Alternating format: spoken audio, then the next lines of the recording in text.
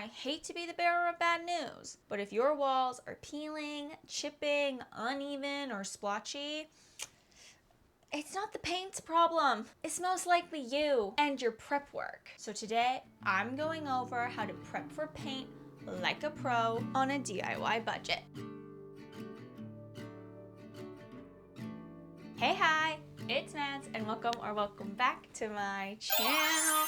Hi, how are you guys? Intro said it all. This week's video is all about prepping for paint to make it the most beautiful, even, simple application you have ever done, ever. Because let me tell you, after painting a many apartment, a many wall, I have come away with so many tips and tricks along the way that I can bestow upon you to make sure that in the end you end up with the best result on a limited budget. Let's jump in. We did a big part of this process, the real first step, last week by going over our paint selection and really dialing in a mood and a direction we wanted to go with the wall color. So that is checked off. If you want to see more in detail about that process and what that looked like, go ahead and watch last week's video. I will link it somewhere for you to go see. After reading all your guys' comments and sitting with it, looking at these colors on the wall morning, noon, and night, and really living with them up, I have decided to go with two colors so that we can do that contrasting trim. You guys also seem to agree that that was the way to go. It is timeless, it is classic, it's also like a great backdrop to have more moments with furniture and design in the room. So for the walls, we are going with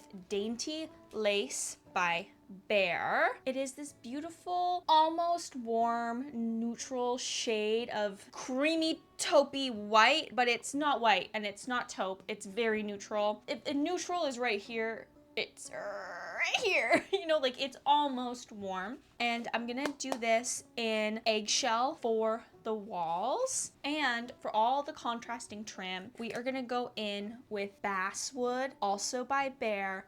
But this one I'm gonna get in a semi-gloss. I like to do my semi-gloss, like my trim and stuff in semi-gloss, and my walls in eggshell. It's just what I know.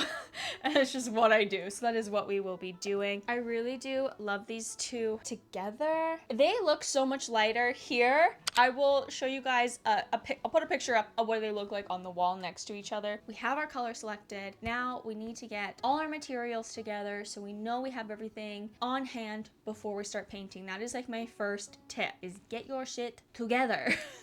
Be prepared. Kind of get all your stuff and collect it from everything you think you're gonna need. Make sure you have everything all in one place and organized so that it's super easy to keep going and move on and not get lost in the chaos, because it is a big project. So you want to make sure all your little ducks are in a row. And like 90% of this stuff I already had from previous projects, and I've only spent $27.58. Also paid for paint samples. I was lucky enough to get them on sale. My hardware store is like changing their formula for their samples or something, so they were on sale for $2.50 each, and I got 3 samples. So for like $10 I was able to get all 3 samples. So I'm looking at just shy of $40 right now total spend.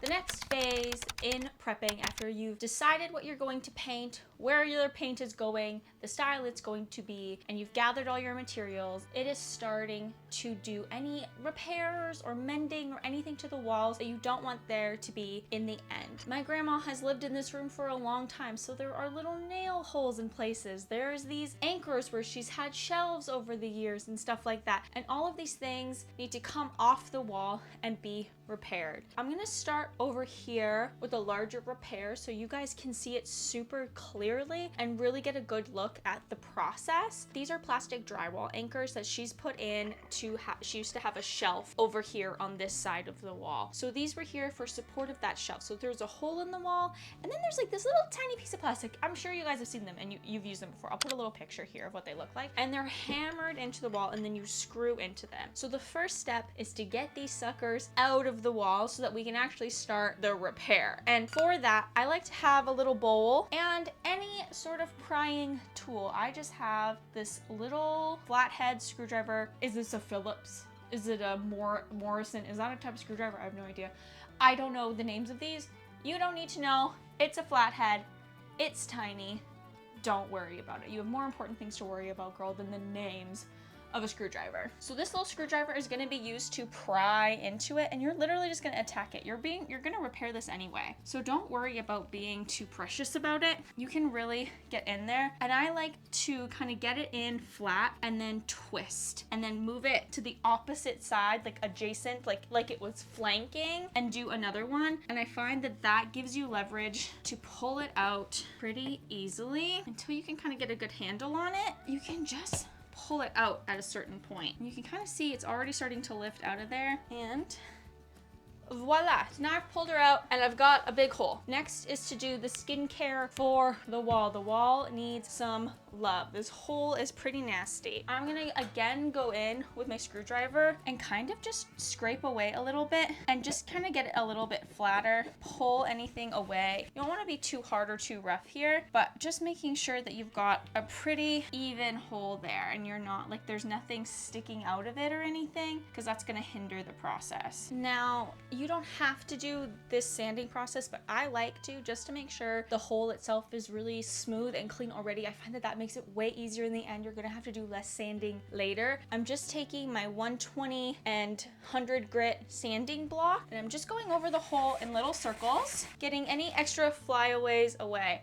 It's kind of like trimming your split ends between haircuts. You're like, yeah, it really doesn't make that big of a difference, but it does make a big difference in the long run. All right, now this hole is small enough that I don't need to put like a drywall patch or any mesh here or drywall tape. If you have a bigger hole, that's a whole other thing. I am not a 28-year-old man with uncontrollable feelings, so I will not be punching a hole into this wall to demonstrate that for you. I'll link a good tutorial down below for you so you are able to jump right into puttying. I have my drywall putty I've had the drywall putty for a long time. My secret for keeping it not dried out, because it will dry out if you just put the tub on, I like to put a plastic bag inside and lay it flat on the putty, and so it's airtight, and then put the lid on top of that, so you're like double sealing the airtightness, and your putty will last way longer. It still will dry out eventually, but a lot slower. You can kind of see here, this putty is like a 1.5 years old, and it's not bright pink anymore, but it's still pliable because I put that plastic container on it. So you can make this putty last a lot longer, because going through this whole tub is kind of impossible. So you're gonna take your scraper. I like to use a smaller one for smaller holes. I like to choose a tool that fits, but you do you. If you're a size queen, do your thing. I'm gonna take about this much putty for this size of hole, and I'm just gonna press it.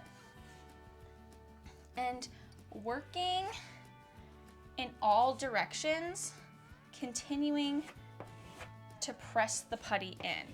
Now, these holes are just the right size that I might have to do 2 layers, because I really want to make sure I filled that hole, and then we want to make sure we can get it flat. So you want to use quite a bit of pressure. I put my 2 fingers. I'm able to like maneuver the pressure, and you kind of want to hold it at a 45-degree angle. Wipe and press in all directions so that you're getting an even amount of putty everywhere, and you get the least amount of like excess puckering. And if you hate sanding, this tip will really help you, or if you struggle to like really get a smooth finish. In between every layer you do, I go in with the just a little bit of water at the end of a paper towel. Most of this paper towel is dry. It's just the tip is wet here. This is just going to be used, and I'm just gonna so lightly wipe away the surface and around it on the wall to get rid of any excess and just smooth it out. Dry times will vary between climates, but you will know it's dry when it is fully white, and I'll show you guys what that looks like. But while we're waiting for that to dry, I'm gonna go ahead and do these other big holes. And from here, it is just rinse and repeat. And I'm gonna go ahead and get all the holes filled in this room, all the little nail holes and the rest of these larger ones. And I'm just gonna look for any imperfections in the wall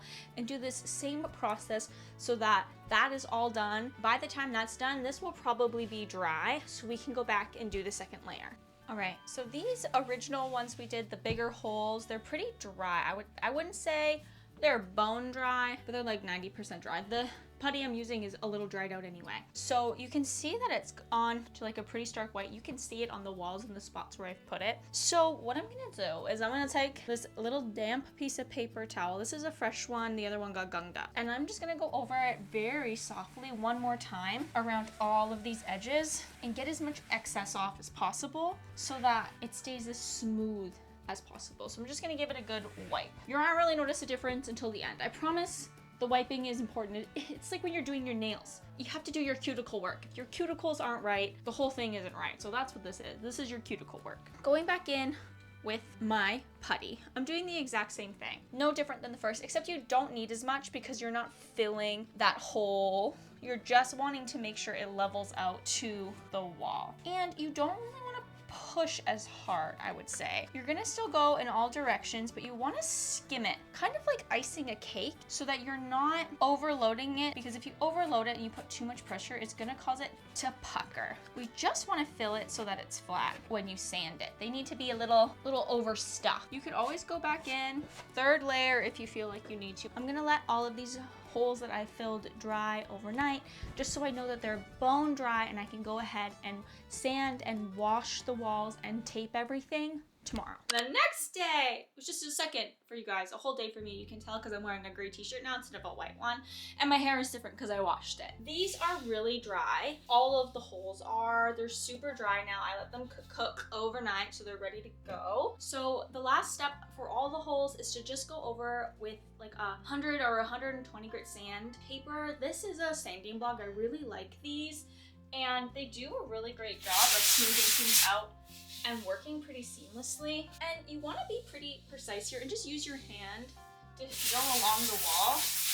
I'm gonna do that for all of the dings and nicks and holes and stuff that we did, and we can move on to getting down our drop cloths and get the carpet ready before we put paint on the walls. We have all of our holes patched. Everything is prepped in that sense. Everything is smooth, everything is sanded. I am the crazy person who is going to tell you, you should, and please do, wash your walls before you paint them. The biggest reason your paint won't stick or will be uneven is because there was grease on your wall, or oil on your wall, or dust on your wall. So please, wash your walls before you paint them. I just have a simple microfiber cloth in a warmish, oh, actually this was warm, it's kind of cold now, bucket of soapy water, and I am just gonna go over the walls a good once over just to make sure everything is nice and clean and fresh and ready for paint. And just to like be so transparent, I am not painting these walls today. I'm not gonna be painting them for a few days, but I want to get all this prep done, and I have a few days before I can actually paint, so the room isn't empty. I've just shoved everything to that side of the room so I can prep this side, and then I'm gonna shove all that back over and wash that side so that it's easier. And I know that's like more work, but if you're doing this your house and you have the space and it's not your bedroom, like you don't have to like live for a couple days in between, I do recommend doing all this back to back, but I just don't have that luxury with my life and how things are structured, so. And for the baseboards, when you get to the bottom, always clean top down. If that is that's a tip from like my house cleaning days when I used to professionally clean houses. Clean your rooms top down, especially if you're gonna be washing walls or working with dust, or you're like redoing a space. Working top down means that you never have to clean something twice. Like if you do the floors and then the walls, there's bound to be things that end up on the floor and you have to clean the floor again. So always work from the top of the room to the bottom of the room. So I've got this wall totally washed. I'm gonna go with my little vacuum here. This is just a Tenco vacuum from Canadian Tire. Love her. And I'm just gonna go all along the baseboards and get any cat hair or dust or anything. And I'm also gonna do like the very edge with this tip, with this cornering tip, to really like make sure I get all of the dust from the drywall. I get any hair or anything in there that would stick to the paint. And before I paint, I will take off all of the electrical outlets. I'm actually going to end up painting the faces the same color as the wall when we go to paint, so that they blend in with the wall. And once they're vacuumed, I'm just gonna go and wash the baseboards just like I did the wall. Okay, now that the walls and the baseboards are washed, I've actually come across this like little gap in the wall and the baseboard. Walls are very rarely straight, and baseboards are also very rarely straight. We're working with natural materials here. So what that means is they don't always meet up nicely, and to avoid that, you put a bead of silicone or a bead of caulking all along the edge to like hide that seam and seal it, and it also helps with water damage and a whole bunch of other things. And it looks like this one just doesn't have quite enough on it, or it's moved a little bit when the house is settled, or from the winter and the summer, expansion heat, I don't know, thermodynamics, I'm not too sure about all that. But what I do know is how to fix it. This technically is the kitchen and bath version. I didn't have this in my original list. This is just what I have on hand, and it's such a small patch. I don't think it's gonna be a big deal. This stuff is great and it will work just fine. And you're also gonna need some skinny painter's tape. And what we're gonna do is take our tape and make like channel for the silicone to sit in flat. You could do this. They make tools to make everything straight and easy. You can also just do it with your finger.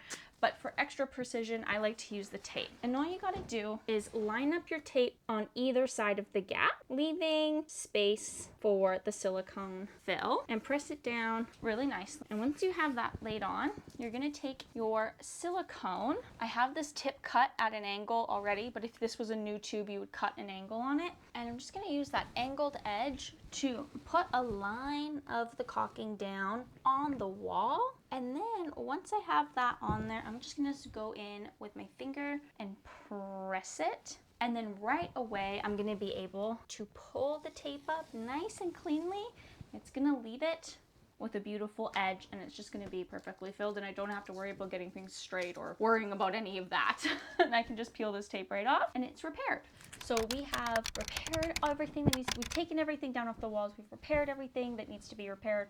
All the holes and screw marks, any dings and nicks. The walls are washed and ready for paint. The baseboards are resealed and everything is looking crisp and clean. Now, I do need to take an extra step here because this bedroom has carpet. I do recommend using a drop cloth if you are working on hardwood floors or laminate floors, but you don't need to be like so crazy as this about it. I would just put that drop cloth down and do it and kind of just like shove it up against the walls. But because this is carpet, I really want to make sure this is sealed, because if any paint gets on this carpet, it's ruined. This carpet isn't my favorite, but I still don't have the budget to redo the floors. So I want to protect what I currently have. And to do that, I'm going to be using a drop cloth. I have a bunch of them. I have some that are plastic. I have this like gauze material, and then I also have like some sheets, and then I also do have like a heavy duty drop cloth. The most important part is setting it up. So the first thing I'm going to do is lay it out, float it over the carpet, and butt it up against the wall as close as I can get it. Oh, hi Ketchup, have you come to help Mama? So I've got it laid out, and I'm gonna go in with this super thick masking tape, or not masking tape, this is painter's tape. It's pretty wide.